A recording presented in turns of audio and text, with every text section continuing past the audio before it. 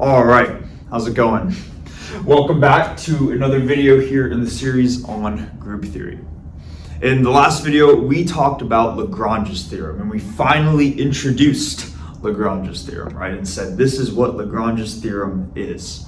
Where maybe it's even worth writing down real quick. I have some other stuff up here on the board that I want to use kind of to act as a segue into this upcoming video, but real quickly, Lagrange's theorem simply said that if we had a group and we were to look at the order, the number of elements in the group, that was going to be equal to the number of left cosets, or the index of a subgroup, times the order of the subgroup by itself, like this. And this was just the mathematical statement for what Lagrange's theorem was, but the implications was really what was important, right? Essentially, we said that if we had a group, and if we had some subgroup H, then the order of the subgroup, the number of elements in the subgroup, needs to divide the number of elements in the group. And that was important, right? Because what that allowed us to say was that if we have a group of a given size, we can compute its order, so this would be a number. Then all we have to do is to take the corresponding factors of that number and to say that if we have a subgroup, then that subgroup must contain, or the order of that subgroup must have one of those possible factors as its order. It must have one of those possible factors as the number of elements in that subgroup. Okay, so that was kind of the big result that we talked about in the last video. Now, what I want to do in this video, and what you might have noticed, is that the section title has changed at the top of the board, right? We're no longer talking about this thing called Lagrange's theorem, but now we're moving on to this thing here called quotient group. So this idea of a quotient group. And we won't be able to get to quotient groups today, I don't think, at least. But instead what we're going to be doing is introducing a prerequisite tool, or a necessary concept that we need to introduce before we can even start to talk about quotient groups. Kind of like when we were trying to really talk about Lagrange's theorem, we first needed to introduce the idea of a coset before we used cosets to actually describe what Lagrange's theorem was. So to kind of motivate this whole section right here, I want to actually bring us back to cosets, these objects that we talked about a couple of videos ago. And maybe let's just remind ourselves what a coset is really quick. If we have a group G, and we have a subgroup, which we can call H, then we can construct what is called either a left coset or a right coset of the subgroup right here, where a left coset would have the form A times H, where A is going to be just an arbitrary element of the group, and it's multiplied to the left by every element in the subgroup H. So this object right here is a left coset. We can also construct a right coset where, same idea, we just take all the elements in the subgroup and then multiply on the right by some arbitrary element A. And this would give us a right coset. And in the video on cosets, we talked a little bit about how sometimes the left coset is going to be equal to the right coset, but sometimes they're not going to be equal. And what I wanted to do to start this video really is to just go through an example of when we're given a group. Here it's D6, the dihedral group D6, which would be the group that describes the symmetries of a triangle, of a regular triangle. And to go through different subgroups, I have two specific subgroups in mind, and to show that in some instances left and right cosets are going to be equal, in some instances they're not. Because we haven't actually gone through that yet, but I think just seeing that is going to be useful, and especially for what we are going to be, the main focus of this video is going to be about, which you might be able to tell by the title, on normal subgroups. We need to understand that sometimes they're going to be equal and sometimes they're not. So let's go through this, and we'll be able to use Lagrange's theorem a bit in this as well. So let's say that I'm going to start with my group. Maybe I'll say my overall group G is going to be D6. It's this dihedral group right here. And then I want to construct a subgroup, or I want to find a subgroup of D6. And maybe I'll choose the subgroup to be the cyclic group generated by R. You can always construct a cyclic group generated by a given element like this.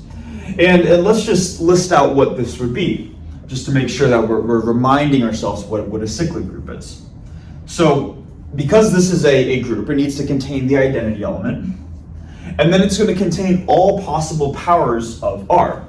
So this is kind of like R to the 0 with power, if you think about it that way. Then we have R to the first, and then we have R squared, because we're taking R times R, and then we have R cubed. But if we remember, one of the properties of D6 is that R cubed is going to produce the identity.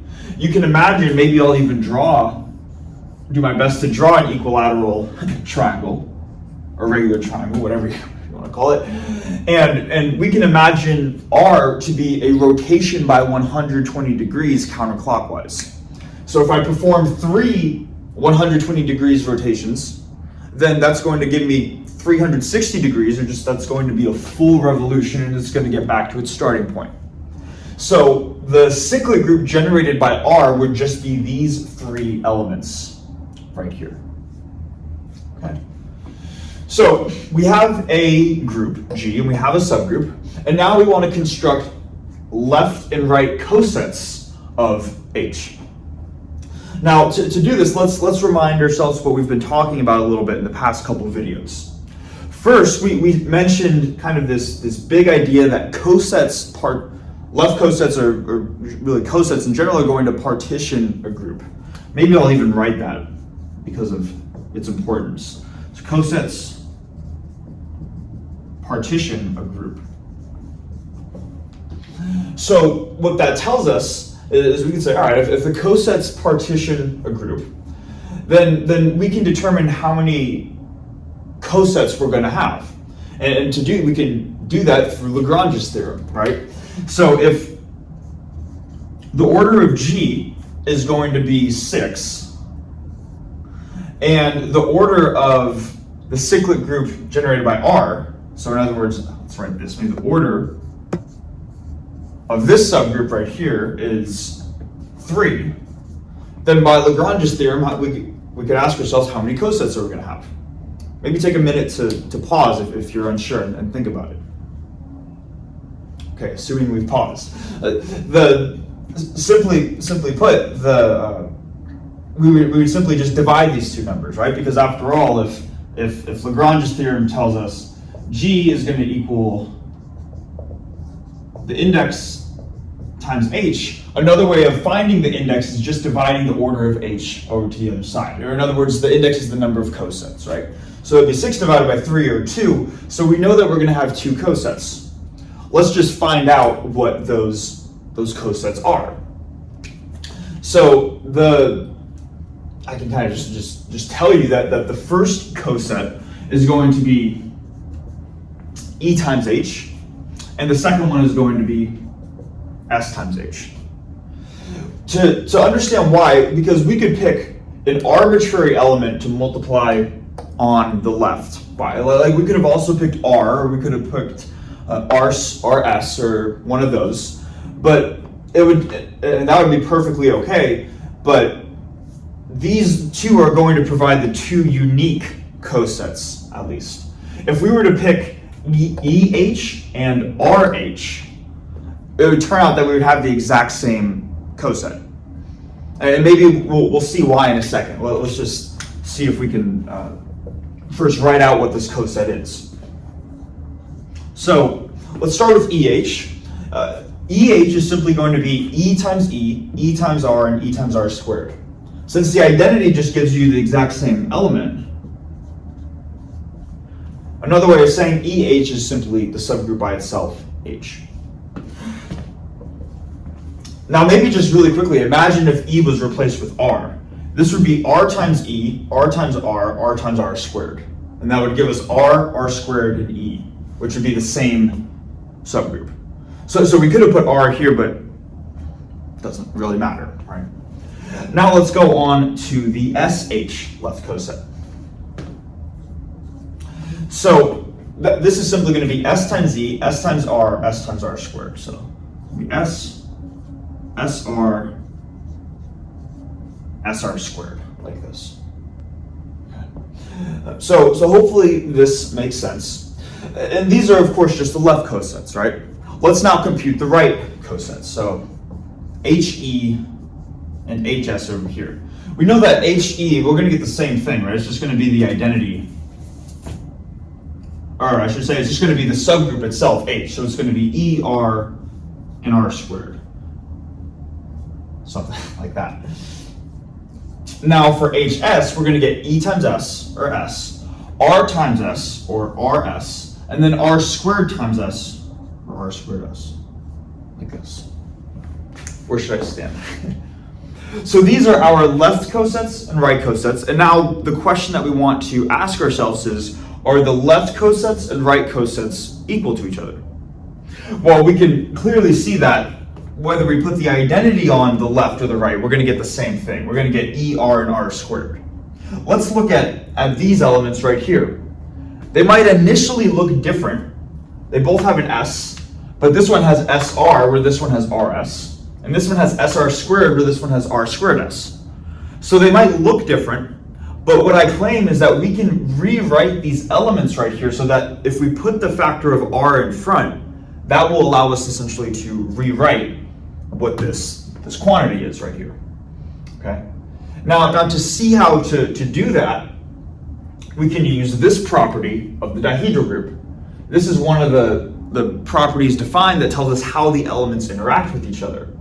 To say that if we wanted to take R inverse, which maybe we can think of as a clockwise rotation rather than a counterclockwise rotation, another way of obtaining R inverse is to just rewrite SR S inverse. These two are the same corresponding thing.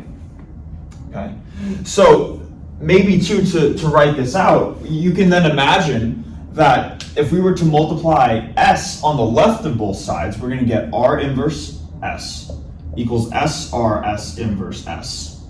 S inverse S cancels out, and we see that if we were to essentially interchange the two, if we were to put R, let's see, if we were to put, I guess, R second and S first, and then we were to swap them, then we would get R first and S second, but then there's an inverse sign. So let's do that with these two elements right here, and to see what the corresponding output is. So if I were to take SR, I can replace SR with R inverse S. Whoops. So this guy right here is equal to R inverse S. All right. And SR squared gets replaced with whatever the inverse of R squared is, R squared inverse times S, like this. So, and maybe let me just write this out down below so it's not as clustered. So SH is going to be S, R inverse S, R squared inverse S, like this. And then this is our right coset, S, RS, R squared S. A lot of R's and S's, right? Where R is the rotation, S is the reflection. Now let's keep going though, because it still looks like these are potentially different, right? Here we have that, we have S, S, but now we have R inverse S, RS, R squared inverse S, and RS. So what I'd like to do is to say, okay, well, what is R inverse, and what is the R squared inverse value? And maybe let's just imagine this real quick. In other words, R inverse is going to have the property, let me write this over here. R inverse is going to have the property that when we take R inverse multiplied by R, we get back to the identity. If R is a counterclockwise rotation by 120 degrees, R inverse is just going to undo that rotation. It's going to be a clockwise rotation of 120 degrees. Now, what I'm going to say hopefully makes sense. Hopefully we've heard this before, but you can imagine that if we were to rotate this triangle clockwise by 120 degrees, or computing R inverse, that is the same thing as multiplying or that is the same thing as applying a 240-degree counterclockwise rotation. In other words, if we, I hope this makes sense, if we were to go from here and then clockwise by 120 degrees, we would get that. But then if we were to go counterclockwise one time, or if we were to go counterclockwise 2 times, I should say, after one 120-degree rotation, we would go from here to here, right? Going from here to here, that'd be one 120-degree counterclockwise rotation. And then a second one would go from here and rotate it, well, so that it would look something like that. Essentially what I'm trying to say, and I do hope that this makes sense, and that I'm not making this too confusing or over-explaining it, is that R inverse is the same thing as R squared. And hopefully that makes sense, right? Because if we were to replace R inverse with R squared, we get R times R squared, which is R cubed, which is the identity, one of the properties, right? So I can replace R inverse with R squared. And vice versa, I can replace the inverse of R squared with just R. So by looking at the left coset and the right coset, even though the elements are ordered differently in how we wrote them out, the order in a set doesn't matter, right? The order in which we write them doesn't matter. So this would be an example where we would say the left coset is equal to, the left cosets are equal to the right cosets. Okay, that's one example. Now, I want to go through one more example really quickly, and I will erase everything up here, and then we'll see an example where the cosets are not going to be equal to each other. So let me actually, because we can do this all on one board, I was thinking of just muting the video and fast forwarding through it, but most of the setup's going to be the same. So let's actually just do this real quick. So to show the counter example, or an example where the cosets aren't equal, we'll still have the same group where G is D6, except now our subgroup is going to be the subgroup generated by S, by the reflection element. So that would simply be E times S, right? Because the subgroup needs to have the identity. Then you just take all possible powers of S. So then you have S. Then you have S squared, but we said S squared is the identity, so it's these two elements. Now, we could ask ourselves how many cosets can be constructed from H. And again, we'd use Lagrange's theorem, where we'd say there are 6 elements here, 2 elements here, so there should be 3 left cosets and right cosets. And those cosets would be EH, RH, R squared H, like this. We've already gone through this multiple times. E times H is just going to be H itself, which is ES. Trying to go through this quickly. As for RH, that's going to be R times E, and then R times S, like this. And then same thing with R squared. So this would be R squared times E, and then R squared times S.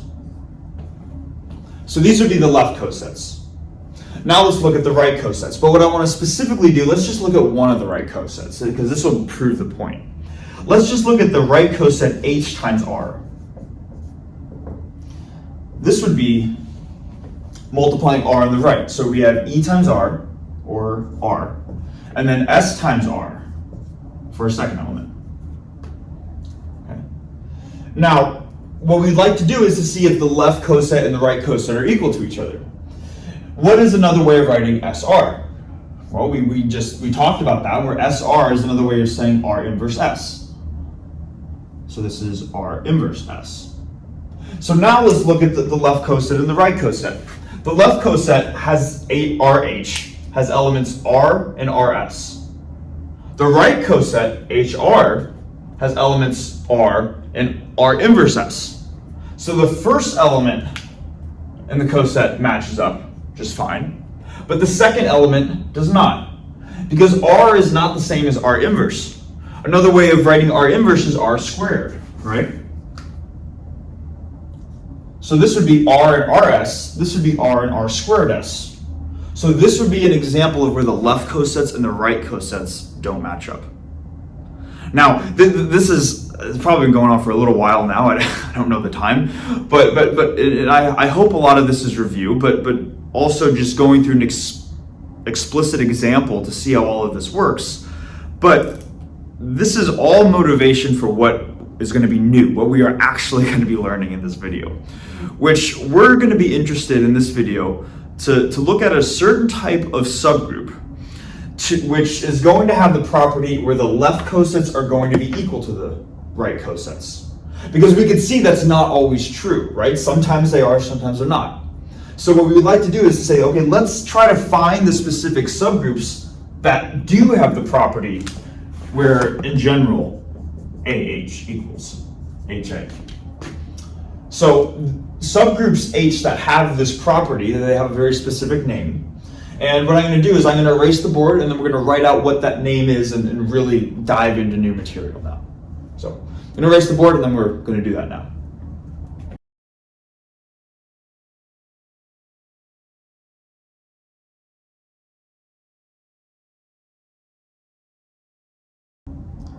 Okay, so we have arrived at the main definition for this video, at least, which is the definition of a normal subgroup.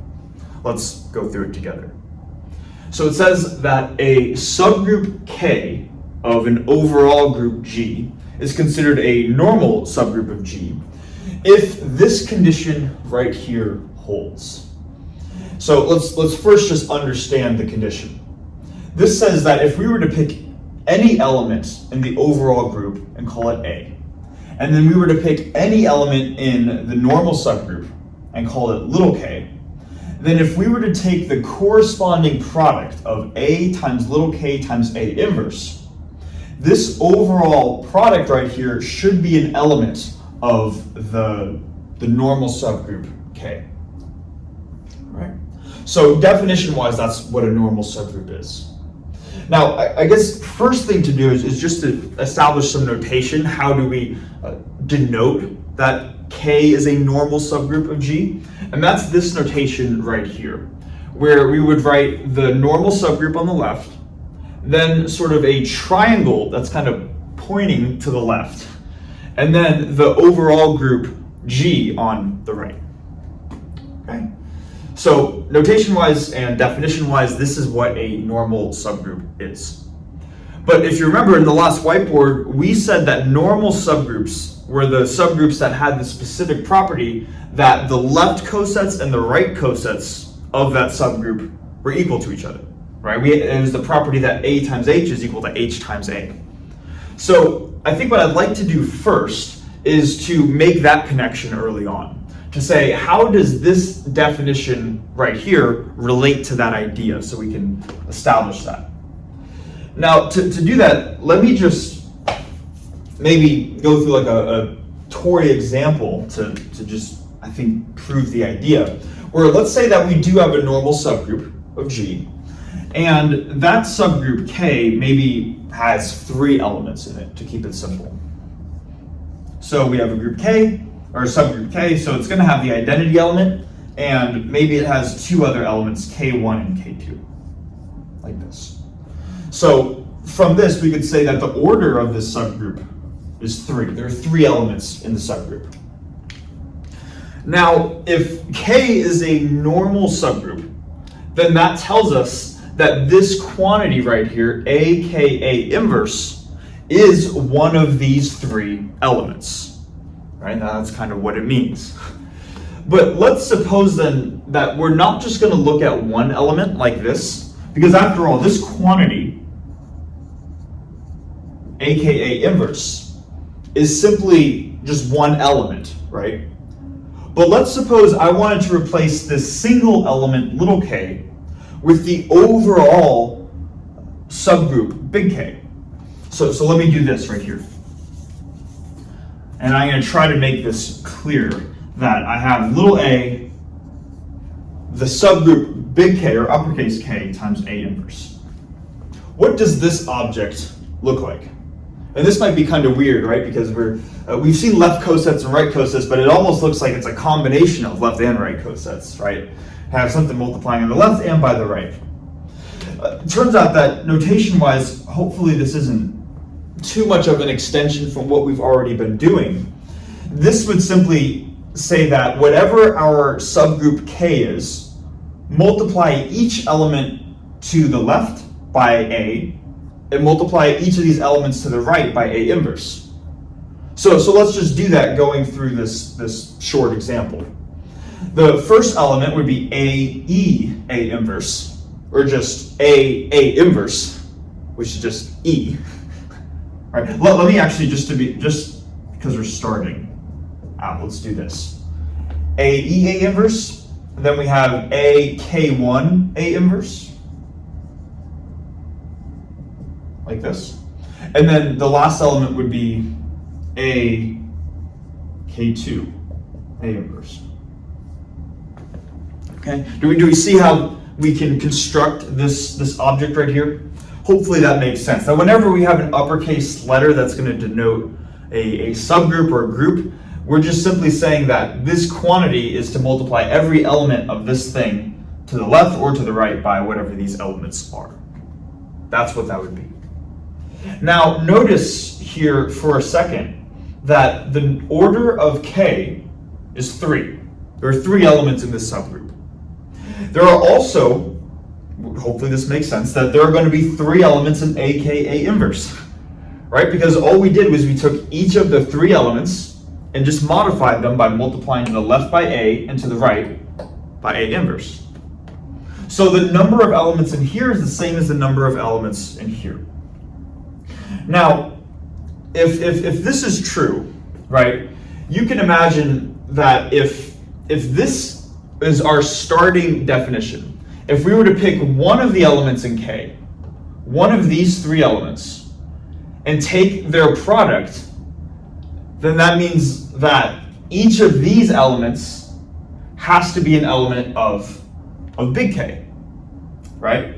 That's kind of what this definition is saying. If we were to pick any element in here, take this product, each of these 3 products is going to be in this set right here.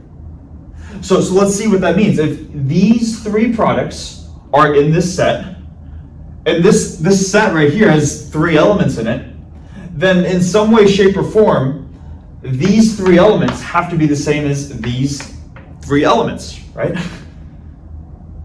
I hope I'm not over-explaining that, and I hope that makes sense, that they have the same number of elements.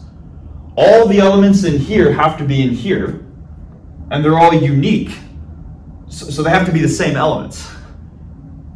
Okay, I'm not going to try to say that too much more to avoid it being confusing, but the point that I'm trying to make is that these guys have to be the same. AKA inverse has to be the same as the overall subgroup K.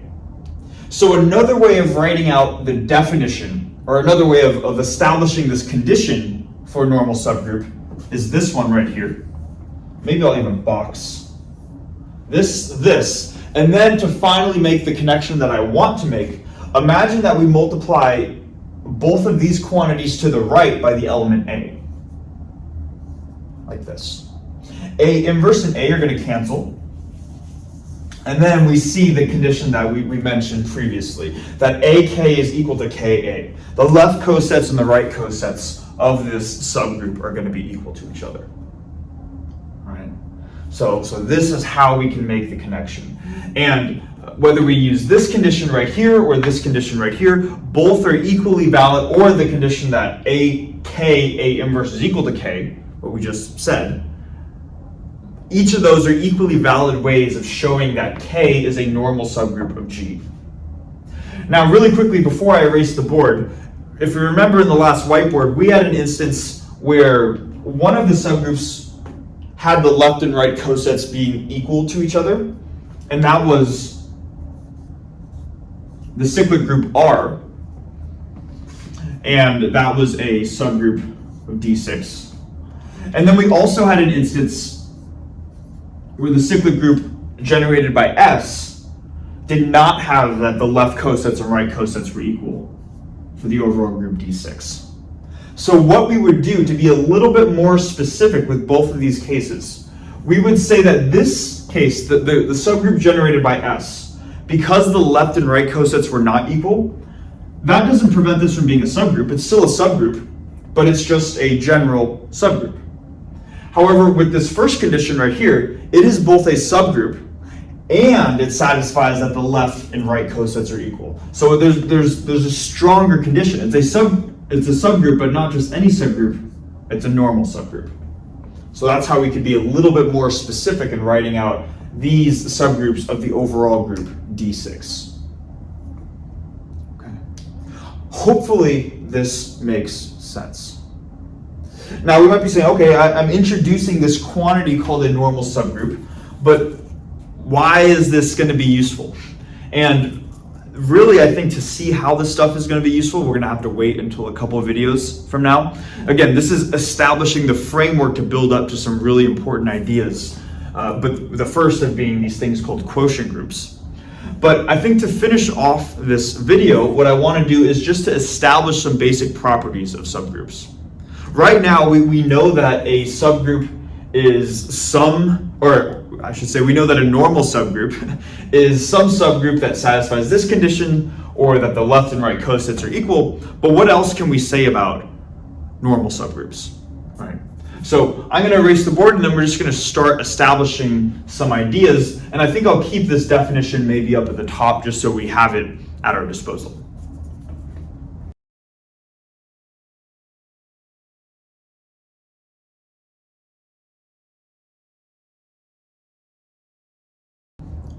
Okay, so maybe I'll stand over here.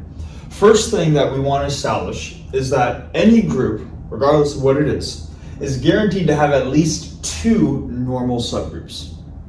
And before we go into proving this, maybe take a minute to pause the video and think about what those normal subgroups could possibly be. Okay, assuming we've paused the video. What might be useful hint, I guess I'm going to give it away, but that's okay, is that we have also mentioned way back earlier on in the video series that every group has two guaranteed subgroups. Not necessarily normal subgroups, but just subgroups. And if we had a group G, let's do this, what were we guaranteed to have for two subgroups? I'm giving it away, but the first was just the group itself. Any group is a subgroup of itself. And then also kind of the trivial subgroup, the set that only contains the identity element, is also a subgroup of G. And it turns out that both the group containing just the identity element and the group itself are both normal subgroups of G. So what I think might actually be useful is to try establishing this yourself. And I'm going to tell you the strategy is we're just going to apply this condition right here at the top and see if you could show that these two sets are not just subgroups of G, but we can make a stronger statement and say that they are normal subgroups of G. So try that maybe yourself, and then if you get stuck, then we'll go through how to do that. But now I'm going to be doing that myself. So for the first, let's maybe start with this subgroup right here, the set with just the identity element. What we could do is we could say, let's have some arbitrary element, let A be an element of the overall group G, and then to just apply this condition right here. So we're just going to take this arbitrary element, multiply it by some element of the normal subgroup. Well, what element can we choose? There's only one, right? Which is the identity. So we have to have A times E times A inverse. And what we would like to do is we'd like to show that it is an element of our supposed normal subgroup. It isn't supposedly an element of this. So we'd like to show that this quantity is an element of this set right here. And hopefully this makes sense, right? A times E is just A, and then A times A inverse is just E. And E by itself is an element of the set containing the identity. So therefore, the subgroup of just the identity is a normal subgroup. Now let's move on to this second one, that any group is a normal subgroup of itself. Okay. So what we can do is we can say that let's start with the same condition, let A be in G, and let's pick now just an element of the normal subgroup, which is also G. So maybe let's also just say B. Let both A and B be in G. Hopefully that's not too much of a tongue twister.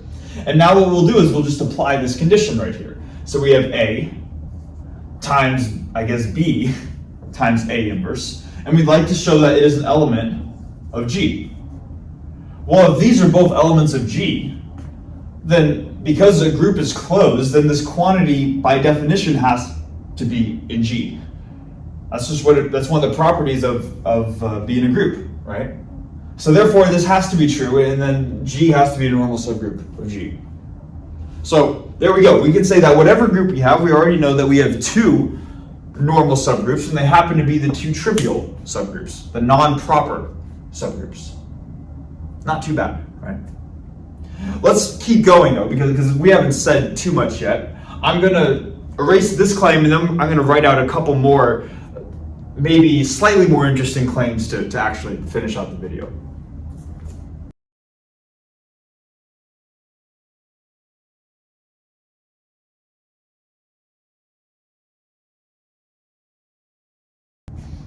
All right, now to finish out the video with just some properties of normal subgroups. And because each of these proofs are going to be relatively short, I'd recommend that if you feel like you can prove them yourself, to go ahead and try that before continuing on with the video. I think it's always good to see if you're able to prove things yourself, because when you make those connections yourself, they tend to stick in your head a little bit longer. And then maybe once you get stuck, then you can unpause the video and then watch from there.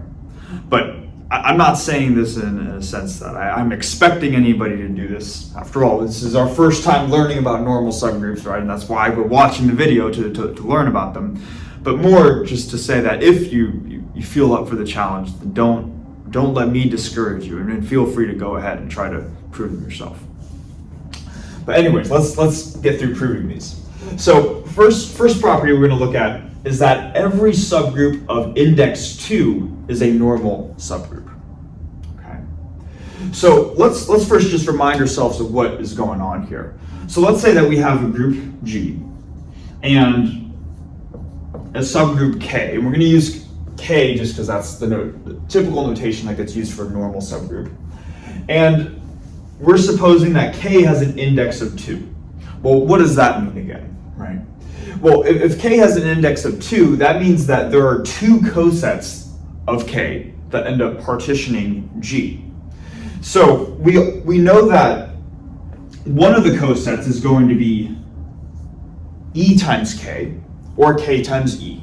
It doesn't really matter. We could say E times K is K times E, which is just the overall subgroup by itself. And that's going to be one of the two possible cosets. And then we also know that there's only one other coset, so that has to be all of the elements that are in G that are not in K. Right? So the other possible coset is going to be G that's not in K.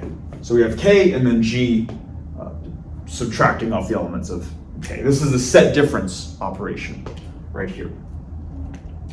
And from this, it's almost simply established. Let's remind ourselves that normal subgroups have the property that the left cosets and right cosets are going to be equal to each other.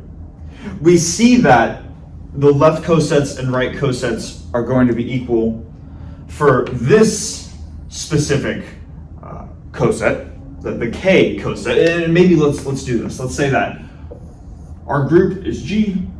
One of the cosets, the one that contains the identity, is called K, and the other one is G backslash K.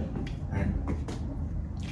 So we automatically know that the left and right cosets for this half have to be equal, right? Just because you multiply the identity on the left or right, it doesn't make a difference. And then that tells us that the only leftover elements, whether we're looking at the leftover elements from the left coset, or we're looking at the leftover elements from the right coset, regardless of the two cases, the leftover elements are going to be the same elements. So whether we multiply, let's say the A is right here. Whether we multiply A to the left or we multiply A to the right, we know that fundamentally, if we've removed the first half of the elements, the only remaining elements left over are going to be these ones. So regardless of what order we multiply them in, that's all we have left to even obtain. And we know this again because the cosets partition the group. So the elements in here cannot be any of the elements previously established in this first coset. So therefore the left and right cosets are equal here, left and right cosets are equal here. Therefore we can say that if K has an index of 2, then K is going to be a normal subgroup of G. Okay, hopefully that makes sense. Let's go on to the next property. And then maybe I'll erase this just to clear up some room. So here it says that any subgroup of an abelian group is a normal subgroup. Okay, so this is interesting. So now we have a whole class of groups called abelian groups, and we're saying every subgroup for an abelian group is a normal subgroup. So let's do the same thing. We're going to start with a subgroup K of G, and we're just going to apply this condition right here. Under the circumstance where G is abelian, or in other words, the elements commute with each other. So if we know that, let's see, if we want to check, I guess, is AKA inverse in K?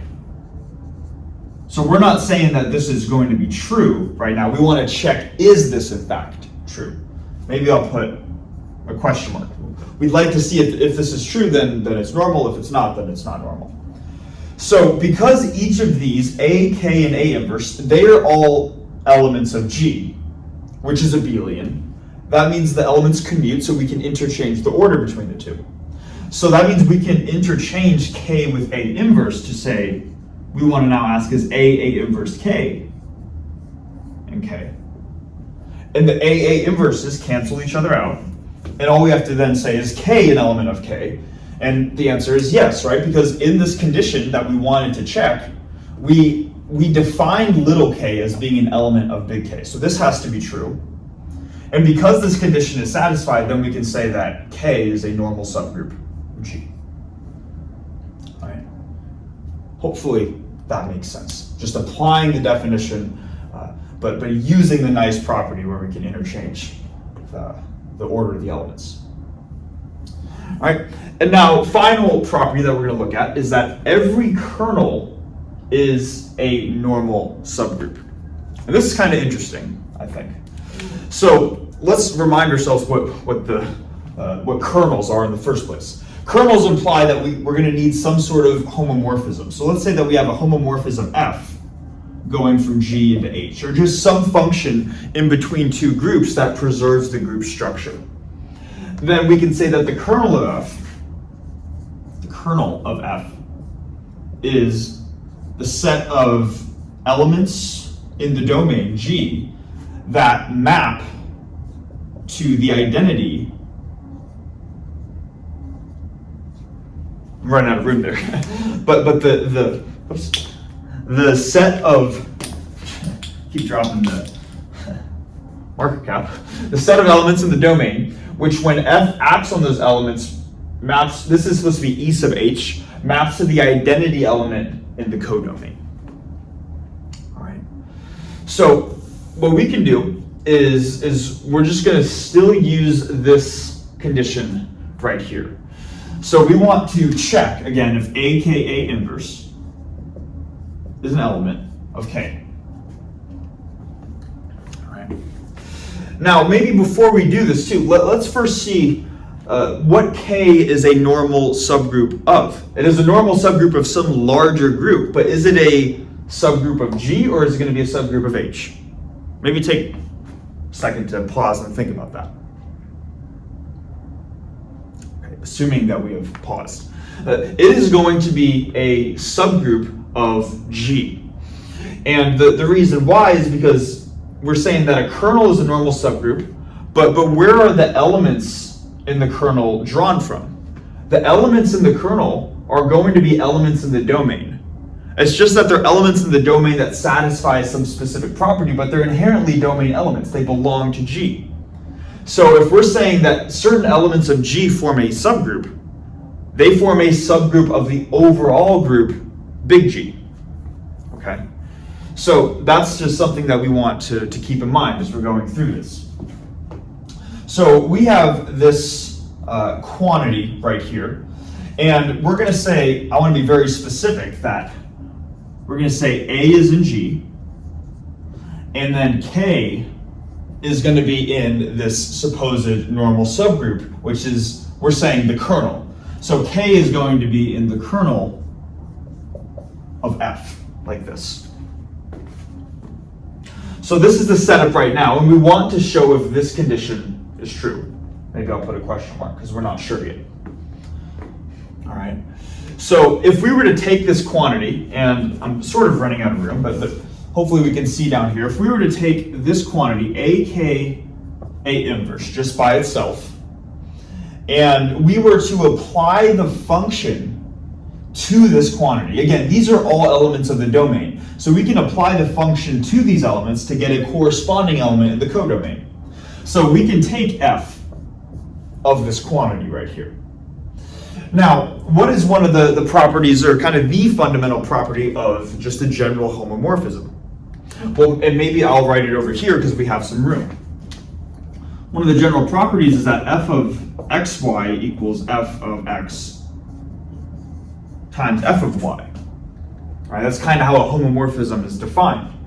But this generalizes to more than just two elements. This is true for any two elements. So we could also say this is true for three elements, where we say F of x, y, z equals F of x times F of y times F of z. So the same idea can be applied right here. This quantity, F of aka inverse, is the same as F of A, F of K, F of A inverse, like this. All right. So going from here to here is just applying the definition really of a homomorphism. Now, we said that A is an element of the overall domain group, G, and K is an element of the kernel, some subgroup of G. But so if K is an element of the kernel, what does that mean, right? Well, that tells us that if F acts on K, that will produce the identity element in the codomain. So F of A is an element in the codomain, F of A inverse is an element in the codomain, and F of K is the identity element in the codomain. So, let's see, I'm kind of running out of room here. I do hope we can see down here. Actually, you know what? What I'm going to do is I'm going to just take this line, rewrite it over there, just so we have more room. And I know that this is getting a little... I wanted to put all of this on one board, just so I didn't have to consistently erase. But I'm just going to take this line, just rewrite it over here. So the left-hand side is going to be F of aka inverse. And the right-hand side is going to be F of A, F of K, F of A inverse, like this. But we said that this is a product of three elements in the codomain. And this specific element needs to be the identity element in the codomain. So what we're left over with is simply going to be F of A times the identity, which is just itself, times F of A inverse, like this. Now we can use the definition of the homomorphism again, where let me just, I know I'm writing this out a lot, but F of x times y equals F of x, F of y. except now we're starting with the right-hand side. Notice that we have a product, f of something times f of something else. We can rewrite this as just f of a product of the inputs, f of a times a inverse, like this. And what is a times a inverse? Well, that just gives us back the identity. But we said that a is an element of the domain G, so it's going to map to the identity in the domain, f of e sub g. So this quantity, f of aka inverse, another way of saying that is f of e sub g. And now one final property of homomorphisms is that they need to map identity elements to identity elements. So if f acts on the identity in the domain, it needs to map to the corresponding identity in the codomain. So now let's just put all the pieces together, and now it's just conceptually understanding what's going on here.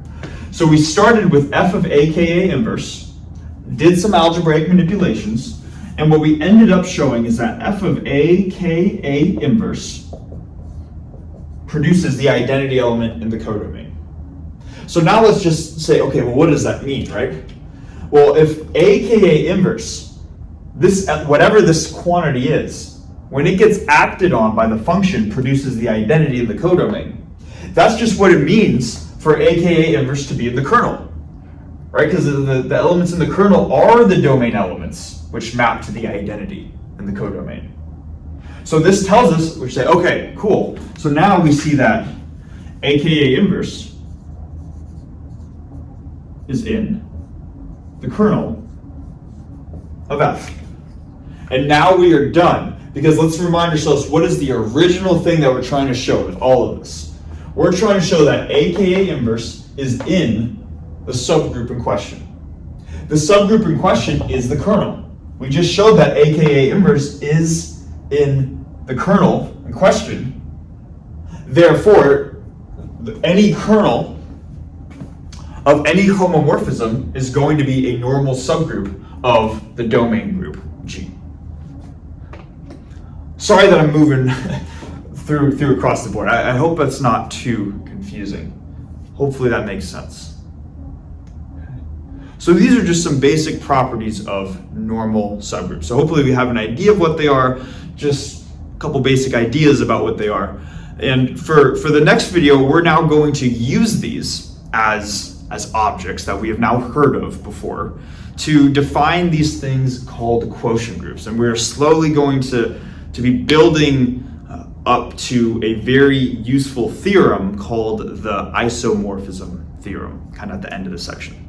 So all good stuff. This is kind of the first piece in the puzzle, and hopefully we have a good understanding of that puzzle piece.